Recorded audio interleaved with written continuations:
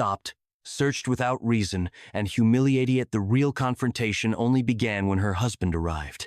Angela Hayes adjusted the rearview mirror of her sleek silver sedan as the steady hum of the highway faded into the quiet streets of suburban Dallas. The evening air was thick, and her sequined gown glistened faintly under the dim streetlights. She had just left a fundraiser supporting a community center she was passionate about. While she took pride in the evening's cause, more than anything, she was eager to return home to her family. Her phone vibrated on the passenger seat. It was her husband, Malcolm Hayes, the newly appointed police commissioner of Dallas County. A soft smile crossed Angela's lips. "I'll be home soon," she murmured, choosing not to pick up the call. Then, a sudden flash of red and blue in her rearview mirror made her heart skip a beat. A police cruiser. Frowning, she slowed down and pulled over, her mind racing for an explanation. She wasn't speeding. She hadn't run a stop sign. In fact, she hadn't done anything wrong. Phone, maybe it's just a routine stop, she thought, rolling down her window as the officer approached. The officer, a tall man with a stern expression, didn't waste time. "License and registration," he said. Curtly, Angela handed over her documents without hesitation. "Good evening, officer. May I ask why I'm being stopped?" The man glanced at her license. Before looking back at her, his tone clipped. "We got a call about a vehicle matching this description involved in suspicious activity in the area." Angela's heart skipped a beat. "Suspicious activity," she repeated, her voice steady, despite the unease creeping in. "Step out of the car, ma'am," the officer said, ignoring her question. Angela hesitated. "Excuse me, I'm not sure." "I understand. Step out of the car." Now he interrupted, his tone firmer. Another cruiser pulled up behind. The first and two more officers got out, their flashlights cutting through the dark. Angela's hand trembled as she unbuckled her seatbelt and opened the door. She kept her hands visible just as her husband had taught her. "I'm complying," she said, keeping her voice calm but firm. "But I'd like to know why I'm being treated this way." Her calm demeanor seemed to agitate the officers. Further, one began searching her car without asking permission, rifling through the back seat and trunk.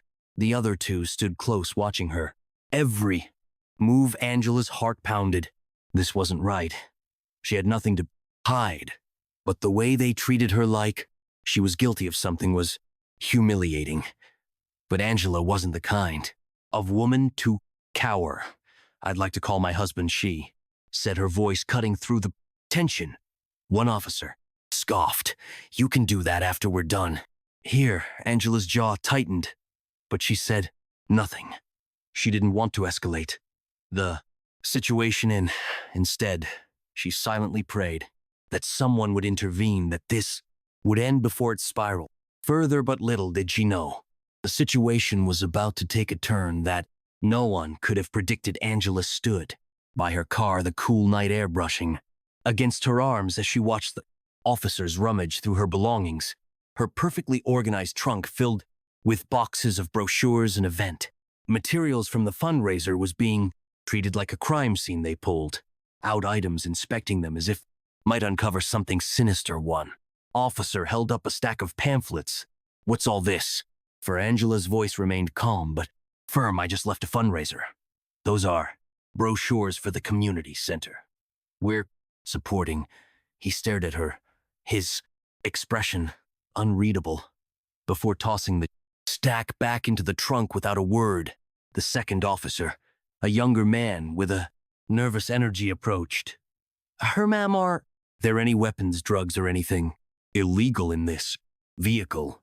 "No, officer," Angela replied, her patience wearing thin. "I told you I've done nothing wrong. I'd appreciate if you could explain why I'm being treated this way." Her composure only seemed to irritate them more. "Weck, just doing our job," the older officer barked, slamming the trunk shut. Angela glanced at her phone, which was still on the passenger seat, buzzing again with an incoming call from Malcolm. "May I retrieve my phone to call my husband?" Now she asked the officers, exchanged glances, no sudden movements. One of them said, as if she were a threat. Angela fought the urge to roll her eyes, but complied, carefully reaching into the car to grab her phone. The officers seemed almost disappointed when nothing about her behavior justified their suspicions, but they weren't done. "Yet we running your plates and license," one said, stepping away. Angela crossed her arms, watching as the second cruiser's spotlight illuminated her car. The scrutiny, the assumptions, the complete disregard for her dignity was infuriating, but she kept her cool, knowing that any sign of frustration could be twisted into a reason to escalate further. She dialed Malcolm's number with steady fingers. He picked up almost immediately. "Angela, are you okay?" "I've been calling." She cut him off. "Malcolm, I'm pulled over by the police, and they're searching my car without, 'cause I need you here." Now Malcolm's tone shifted instantly, his voice filled with both concern and authority. "Where are you?" "I'm coming." Angela gave him her location, her voice faltering just slightly as the weight of the situation settled in. "Please, hurry."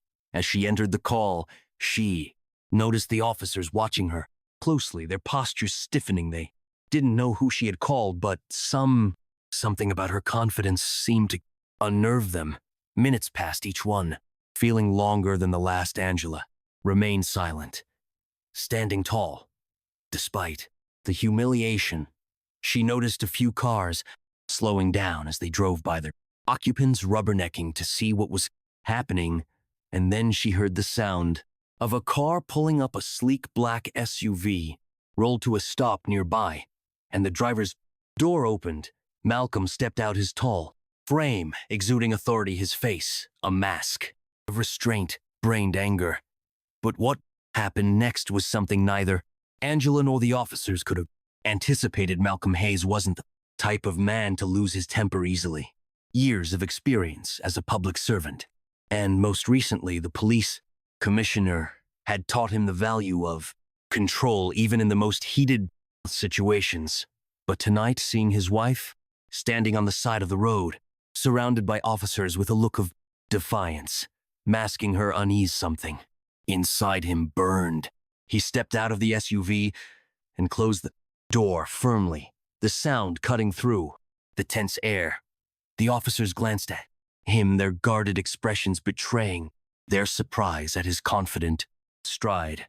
Malcolm was dressed sharply in a tailored suit, his police badge clipped to his belt and glinting under the street lights. "Good evening," he said, his voice calm but edged with authority. "I'm Malcolm Hayes, Dallas County Police Commissioner. Some want to explain to me why my wife is being detained and her vehicle searched without cause." The older officer, clearly the one in charge, straightened his posture but didn't quite meet Malcolm's eyes. "Sir, we're conducting an investigation. We received a report of suspicious activity involving a car matching this description." Malcolm's jaw tightened. Suspicious activity in a sedan, driven by a well-dressed woman coming from a charity event. "You do realize you're speaking to Angela Hayes, my wife?" The younger officer shifted, uncomfortably glancing at his partner. The older officer cleared his throat. "We weren't aware of her identity. Sir, we were just following protocol." "Protocol." Malcolm repeated, his voice rising slightly. "Since when does protocol involve searching someone's car without their consent or probable cause? Did she give you permission to do this?" "Silence." "That's what I thought," Malcolm said, taking a step closer. His presence was commanding, and the tension among the officers was palpable. Bystanders had started gathering, some holding up their phones to record. The flashing police lights bathed the scene in an eerie red and blue glow. Angela finally spoke, her voice steady. "Malcolm, they wouldn't even let me make a phone call. At first, they've been treating me like a suspect from the moment they pulled me over." Malcolm turned to her, his expression softening for a brief moment before hardening again as he faced the officers. Do you have any idea what kind of liability you're exposing this department to? You're harassing an innocent citizen, my wife, no less, without justification. This isn't just unprofessional, it's unacceptable. One of the officers, clearly feeling the heat, stammered, We were just doing our job. Sir, you didn't mean. Malcolm cut him off. His tone sharp. Your actions suggest otherwise, and those cameras, he said, gesturing to the growing number of bystanders recording the scene, will ensure there's no spinning this later. You're going to explain yourselves right here, right now. The officers exchanged nervous glances, clearly unsure how to proceed. The older officer stepped forward, attempting to regain control. Commissioner Hayes will need to de-escalate the situation. Perhaps we can discuss this back at the precinct. Malcolm let out a short, humorous laugh. De-escalate? You want to de-escalate now, after humiliating my wife and violating her rights? No, we're addressing this here, in public, exactly where you created this mess. By now, the crowd had grown larger. People were murmuring, some expressing their disbelief at what they were witnessing. Angela stood quietly, posture composed, but her eyes betraying her exhaustion. Call your supervisor, Malcolm ordered. Now the older officer hesitated, but ultimately reached for his radio, his demeanor reluctantly compliant. The tension in the air was thick, the weight of accountability pressing down on the officers as they awaited their superior's arrival. But what happened when the supervisor arrived would turn this already tense situation into a breaking point for everyone involved. The faint crackle of the police radio broke through the tense silence as the older officer called for his supervisor. The minutes that followed felt like hours, with Malcolm standing his ground, Angela silently watching, and the crowd growing larger. Some bystanders murmured among themselves, while others whispered into their phones or live streamed the scene. Finally, a black and white SUV pulled up, and out Lieutenant Charles Donovan. His uniform was crisp, and his expression betrayed a mixture of annoyance and confusion as he approached the group. What's going on here, Donovan demanded, his eyes scanning the scene. He barely glanced at Angela before turning to Malcolm. Lieutenant Donovan, Malcolm said evenly, your officers here pulled over my wife, conducted an unwarranted search of her vehicle, and have failed to provide any legitimate reason for their actions. I'm waiting for an explanation. Donovan's eyes widened as the realization hit him. Commissioner Hayes, I didn't realize that's the problem. Lieutenant Malcolm interrupted, his voice steady but sharp. It shouldn't matter who she is. Every citizen deserves respect and fair treatment, and this is anything but. The lieutenant's face tightened as he turned to the officers. Is this true? Did you see her vehicle without cause? The older officer hesitated. We had a report about suspicious activity. Cut the excuses, Malcolm interjected, his voice cutting through the air like a knife. You had no cause, none, and now not only have you harassed an innocent woman, but you've also put this entire department under scrutiny. Do you even understand the gravity of what you've done? Donovan rubbed his temple clearly, trying to maintain control of the situation. Commissioner, I assure you this will be investigated thoroughly. I'll handle it personally. Malcolm took a step forward, his voice unwavering. This isn't just about an investigation, it's about accountability. You don't get to sweep this under the rug. Not this time. The crowd murmured in agreement, their phones. Every word. Malcolm turned to them, and addressing the bystanders directly to everyone, here, he said, raising his voice. This is the kind of behavior we've been fighting to eliminate in our police force. No one, matter their status, their job, or their skin color, should have to endure this kind of treatment. This is why accountability matters. A smattering of applause rippled Through the crowd, Angela watched her, husband pride flickering in her eyes.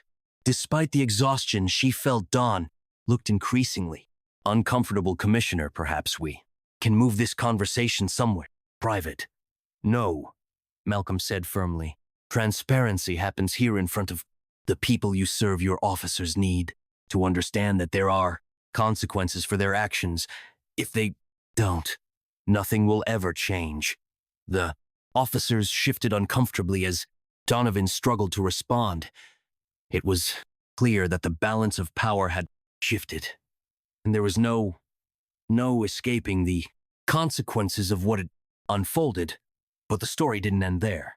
The fallout from that night would spark a chain of events that no one, especially the officers involved, could have anticipated. The fallout from that night was swift and unrelenting. By the next morning, the video recordings of the confrontation had gone viral, shared across social media platforms with hashtags like #JusticeForAngela and #Accountability Matters.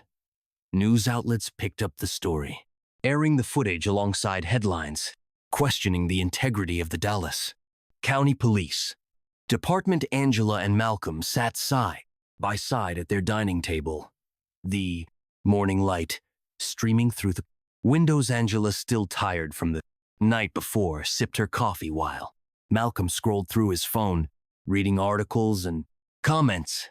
They're calling it the Hayes incident, Malcolm said, his tone heavy. I knew it would get attention, but it's bigger than I expected. Angela set her cup down and looked at him. It's not about us, Mallow. It's about what this represents. How many people go through this every day and don't have the platform we do. They deserve justice, too. Malcolm nodded, his expression somber. I've spent my entire career trying to root out this kind of behavior. And now, it's clear there's so much more to do. Later that day, an emergency press conference was held. Malcolm stood at the podium, flanked by Angela and other members of the department's leadership team. His voice was calm, but resolute as he addressed the crowd of reporters and community members. What happened last night was unacceptable. He began. The actions of those officers were not just a violation of policy, but a betrayal of the trust that this community places in its police force. I want to be clear. This is not who we are, and this is not who we will be. Paused, letting his words sink in there. Will be a full and transparent investigation into the incident. The officers involved have been placed on administrative leave effective immediately. But this isn't just about disciplinary action. It's about systemic change. We need to ask ourselves why incidents like this continue to happen, and what we as leaders and as a society are going to do about it. The crowd erupted in applause, but Malcolm's face remained serious. He turned to Angela, who stepped forward to share her experience. When I was pulled over last night, Angela began, her voice steady. I felt powerless. I did everything right, followed every instruction, but it didn't matter. I wasn't seen as a person. I was seen as a problem to be dealt with, and I know I'm not alone in feeling that way.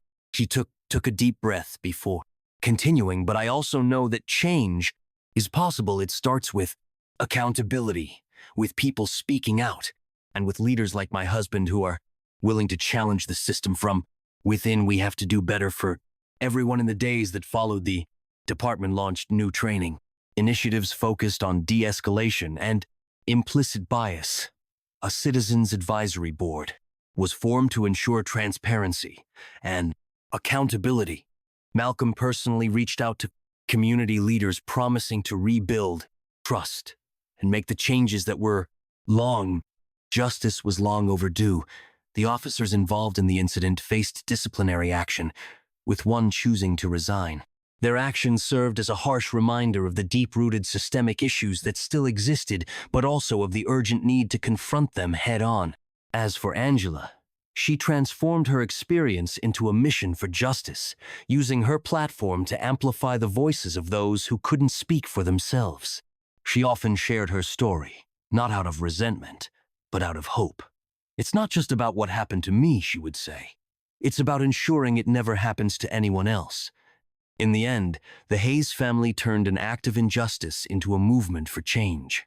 The journey was far from easy, and the road ahead remained challenging. But they faced it with courage, determination, and an unshakable belief in a better world. And that's the real lesson here. Change begins with accountability and the bravery to stand up for what's right, even when it's uncomfortable. So, ask yourself, what can you do to make a difference? Start today. Speak up. Push for change. Because every voice matters. Subscribe now and be part of the conversation.